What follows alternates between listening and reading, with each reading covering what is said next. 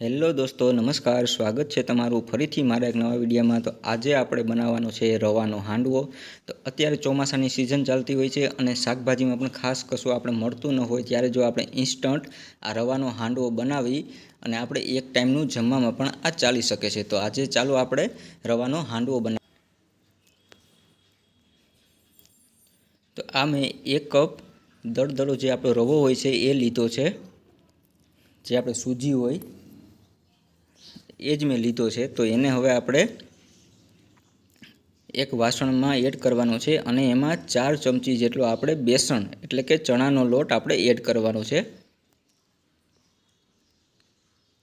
અને સાથે જ આપણે આમાં ખાટી છાશ 1 વાટકો હું લઉં છું, એમાંથી જરૂર પૂરતી આપણે એડ કરતી જવાની છે. અને આપણે એક બેટર તૈયાર કરવાનું છે. છાશને આપણે થોડી થોડી એડ કરતા જઈશું જેથી કરીને એમાં ગાંઠું ના પડવી જોઈએ.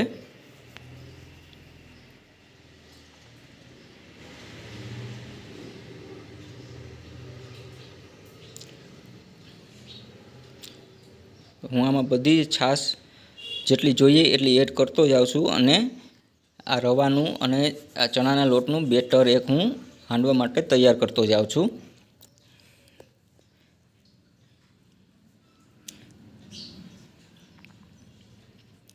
તો આ રીતનું આ બેટર આપણું તૈયાર થઈ ગયું છે.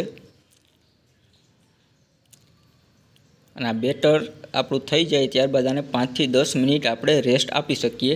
અને બહુ ઝાઝો રેસ્ટ ન આપો તો પણ ચાલે. અને સાથે જ આપણે આ આદુ, લસણ અને મરચાંની પેસ્ટ છે અધકચરી વાટેલી, એ આપણે એડ કરી દઈએ. અને આમાં તમે છાશની જગ્યાએ દહીં હોય તો તમે 1 વાટકી દહીં પણ એડ કરી શકો છો. અને સાથે જ આપણે થોડી સમારેલી હમણાં ધાણાભાજી એડ કરી દઈએ. હવે આપણે આમાં સ્વાદ અનુસાર આમાં નિમક એડ કરવાનું છે. તથા હું અત્યારે આમાં હવે અડધી ચમચી જેટલી હળદર એડ કરું છું. પણ તમને જો કલરના હિસાબથી તમે પસંદ કરતા હોય તો હળદર એડ નથી કરવાની. અને થોડી એવી લાલ મરચાં પાવડર, ધાણા જીરું પાવડર અને થોડી હિંગ એડ કરશું. હળદર એડ આપણે કરશું તો આમાં જ્યારે મીઠા સોડા નાખશું તો એ બે સાથે મળી અને અંદરથી એ થોડો લાલ કલર આવશે. એટલા માટે જો તમને એ પસંદ ના હોય તો તમારે હળદર એમાં એડ કરવાનું ટાળજો. એ સ્વાદમાં કાંઈ જ ફરક પડતો નથી. હવે આ બધા જ મસાલાને હું સારી રીતે મિક્સ કરી લઉં છું.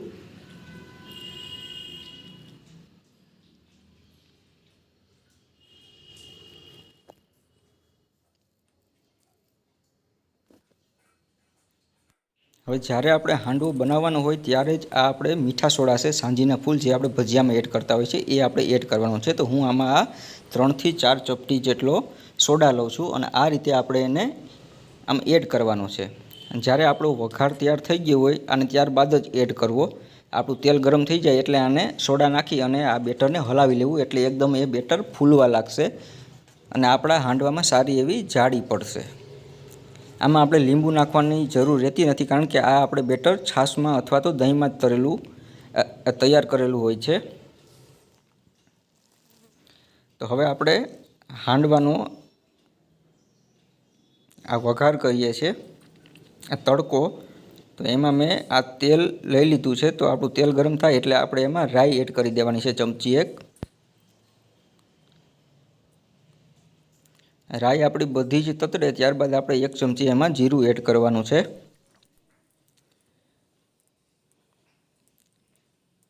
જીરું અને રાઈ તતરી જાય ત્યારબાદ આપણે એમાં તલ એડ કરવાના છે. તલ છે એ ફૂટવા લાગશે અને તલનું પ્રમાણ થોડું વધારે રાખવાનું છે.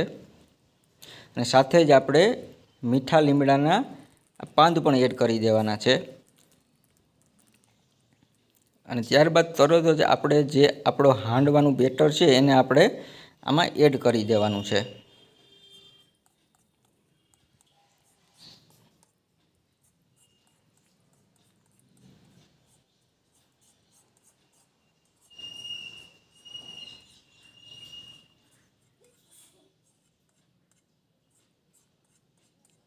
અને આ બેટરને એડ કરી અને આપણે વ્યવસ્થિત રીતે આને સેટ કરી દેવાનું છે.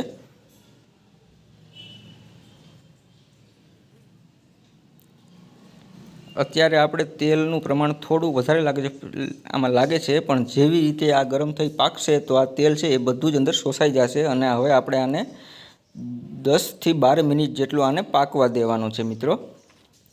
આ તમે જોઈ શકો છો આપણો હાંડવો છે એકદમ સરસ ફૂલવા લાગ્યો છે અને સરસ મજાનો કલર પણ આવવા લાગ્યો છે। તો આને આપણે હવે એક પ્લેટમાં આને આ રીતે કાઢી લેવાનું છે અને ફરીથી આપણે તેલ મૂકી અને સેમ વઘાર કરવાનો છે અને આ હાંડવાને બીજી સાઈડ પણ આપણે આ જ રીતે 6 થી 7 મિનિટ પકાવવાનું છે।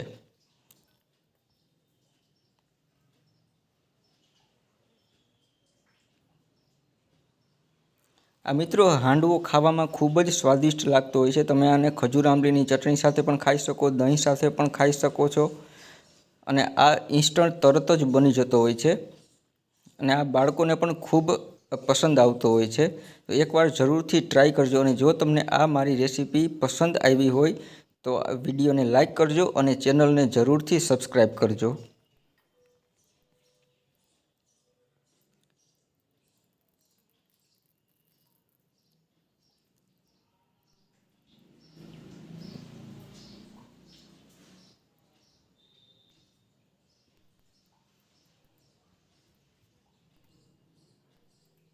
હવે આપણે આ હાંડવાની બીજી સાઈડ જે હતી તો એ સાઈડને પણ આપણે આ રીતે રાખી અને ઢાંકણ બંધ કરી અને 7 મિનિટ જેટલું પકાવવાનું છે જેથી કરીને અંદર સુધી હાંડવો પાકી જાય। તમે જોઈ શકો છો કેટલો સરસનો આનો કલર આવ્યો છે અને આ રીતે આપણે એને ચાકુ અંદર ઘુસાડી અને ચેક કરી શકીએ છીએ। ચાકુમાં લોટ ચોંટવો ન જોઈએ।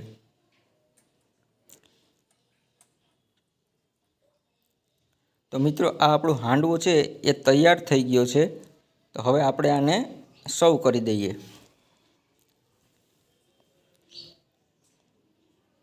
તમે જોઈ શકો છો કેટલો હાંડવો સરસ મજાનો પાકી અને આનો કલર પણ આવી ગયો છે અને ખાવામાં આ ખૂબ જ સ્વાદિષ્ટ લાગતો હોય છે અને ક્રિસ્પી પણ બનતો હોય છે।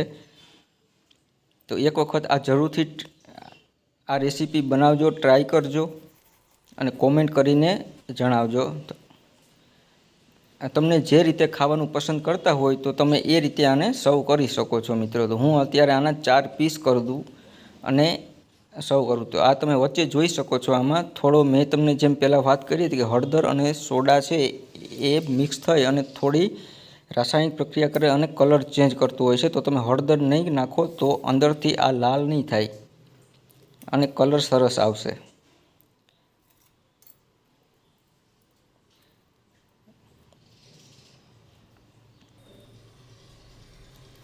તો આ આપણો હાંડવો તૈયાર છે અને મેં આ દહીંની ચટણી સાથે આને સર્વ કરું છું। આ દહીંની ચટણી સાથે ખાવામાં ખૂબ જ મજા આવતી હોય છે।